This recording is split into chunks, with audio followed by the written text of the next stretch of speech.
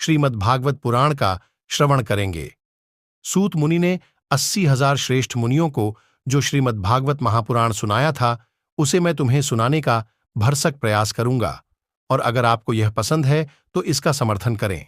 अतः श्रीमद्भागवत महापुराण प्रथम स्कंध प्रथम अध्याय सूतक मुनिगण का सूत मुनि से प्रश्न प्रारंभ करते हुए मैंने प्रदर्शन पर छंद लिखा। घर तू ना आया मेरे शाम हमारा तब क्या होगा, बोल कन्हैया कन्हैया बोल कन्हैया, अब कुछ तो बोल कन्हैया, अब कुछ तो बोल कन्हैया। अथवा प्रथमो मोहाध्याय अध्याय 1 शौनकादि मुनियों का सूत मुनि से प्रश्न, नांदी मंगलाचरण। पूर्ववृत्त। भगवान वेदव्यास ने सभी वेदों का सार एकत्र करने के लिए महाभारत की रचना की। फिर उन्होंने देवर्षि नारद की सलाह पर वेदांत का सार एकत्र करने और भक्तों को अनुग्रहित करने के लिए कल्प वृक्ष की तरह अभिष्टप्रद महापुराण श्रीमद्भागवत की रचना करने का साहस किया। उनके मंगलाचरण कर्म में भगवान के लक्षणों को निर्धारित करने के लिए परब्रह्म परमात्मादि पादवाच्य की उपनिषद अवधारणा परमत निराकरण है। हम सर्वोच्च सत्ता परम सत्य का ध्यान करते हैं, जिससे यह संसार निर्मित, स्थापित और नष्ट हुआ है, क्योंकि वह सभी पदार्थों में अच्छे रूप में मौजूद है और अस्वास्थ्यकर पदार्थ से अलग है। जड़ नहीं चेतन, अन्य नहीं, स्वयं प्रकट, जो ब्रह्मा या हिरण्यगर्भ नहीं है, वस्तुतः उसने अपने संकल्प से ही ब्रह्मा को वह ज्ञान प्रकट किया है, जिसके सिद्धांत से बुद्धिमान विद्वान भी दंग रह गए। जैसे सूर्य की किरणों में जल का, जल में थल का, थल में जल का भ्रम होता है, वैसे ही जिसमें जागृत स्वप्न संशय की यह त्रिविध सृष्टि मिथ्या होते हुए भी जीवित में सत्य प्रतीत होती है, उस स्वयं प्रकट ज्योति के द्वारा भ्रम और भ्रम के कार्य से हमेशा और पूरी तरह से मुक्त हो जाता है। महामुनि व्यासदेव द्वारा लिखित इस श्रीमद्भागवत महापुराण में परम धर्म को मोक्ष की इच्छा से मुक्त बताया गया है। इस पुराण में सही परम धर्म को धर्मात्मा ज्ञान द्वारा परिभाषित किया गया है, जो 3 पापों का नाश करने वाला और परम धर्म है उपकारक। तो फिर किसी अन्य सहारा या शास्त्र की क्या आवश्यकता है? जब भी सुकृति पुरुष इस पुराण को सुनने की इच्छा करता है, भगवान तुरंत उसके हृदय में प्रवेश कर जाते हैं और विराजमान हो जाते हैं।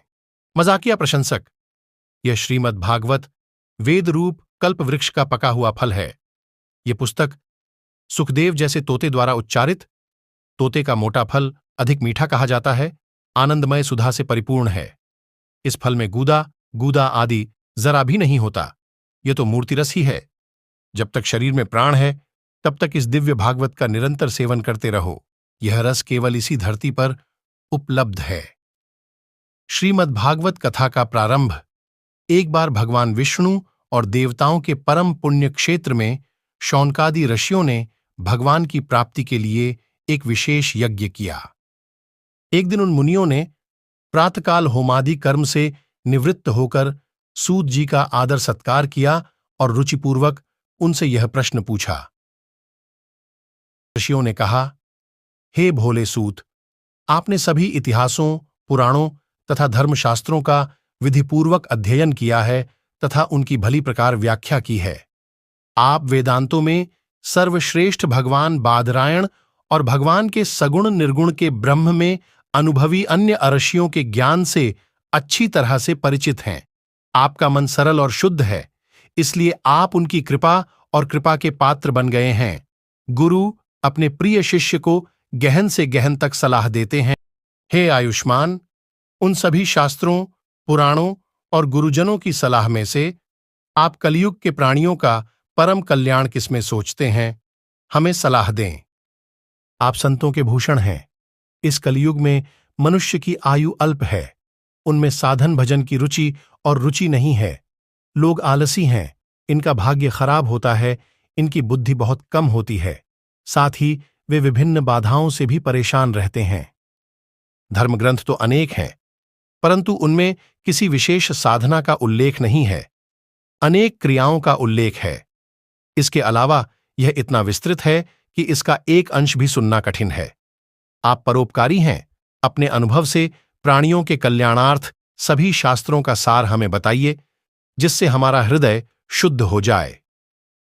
हे प्रिय सूत्र, आप सौभाग्यशाली हों। आप जानते हैं कि यदुवंश के रक्षक भगवान भक्तवत्सल ने वसुदेव की पत्नी देवकी के गर्भ से क्यों जन्म लिया। हम वह कहानी सुनना चाहते हैं। कृपया हमें वह कहानी बताएं, क्योंकि भगवान का अवतार भगवान के कल्याण और प्रेम को बढ़ाने के लिए हुआ है। प्रकृति के अधीन जीव जन्म और मृत्यु के चक्र में फंसा हुआ है। इस अवस्था में भी यदि वह कभी भगवान के शुभ नाम का जप करता है तो वह तुरंत मुक्त हो जाता है, क्योंकि डर ही भगवान को डराता है। हे धागे, परम अनासक्त एवं शांत मुनिजन सदैव भगवान श्रीचरण की शरण में रहते हैं, अतः इनके स्पर्श से प्राणी तत्काल पवित्र हो जाते हैं। लेकिन वह तभी पवित्र होता है जब वह लंबे समय तक गंगा में स्नान करता है। 15 ऐसा धर्मनिष्ठ भक्त जो लीला कीर्तन करता रहता है, क्या वह भगवान के कलिदुहक पहाड़िणी पवित्र गुणों को नहीं सुनेगा। उन्होंने लीला छले में अवतार लिया। नारदादि महात्माओं ने उनके उदार कारनामे गाए हैं। कृपया हमें वह कहानी बताएं। त्राहिधीम सूतमी, सर्वशक्तिमान भगवान अपनी माया शक्ति द्वारा सहजता से लीला विहार करते हैं। अब आप श्रीहरि के मंगलमय अवतार की कथा सुनाइए।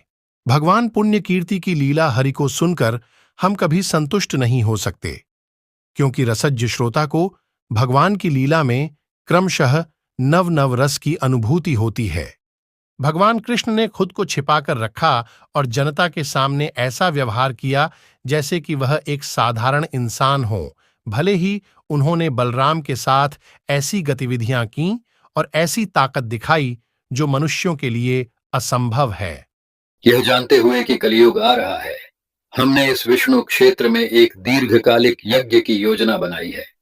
मुझे श्रीहरि को सुनने का मौका मिला। यह कलियुग आंतरिक पवित्रता और वीर्य का नाश करने वाला है। इससे छुटकारा पाना कठिन है। जिस प्रकार समुद्र पार करने के लिए कर्नाड की आवश्यकता होती है, ब्रह्मा ने आपको हम लोगों को दिया है, जो कलियुग के बुरे प्रभावों से मुक्त होना चाहते हैं। धर्म के रक्षक ब्राह्मण भक्त योगेश्वर कहते हैं कि धर्म अब किसकी शरण में है, जब भगवान कृष्ण अपने लोक में चले गए हैं। श्रीमद् भागवत महापुराण को आज विश्राम दे दिया गया है और अगले दिन द्वितीय स्कंध का पाठ किया जाएगा। यदि आप ऐसे पाठ सुनना चाहते हैं तो चैनल को सब्सक्राइब करें और बने रहें।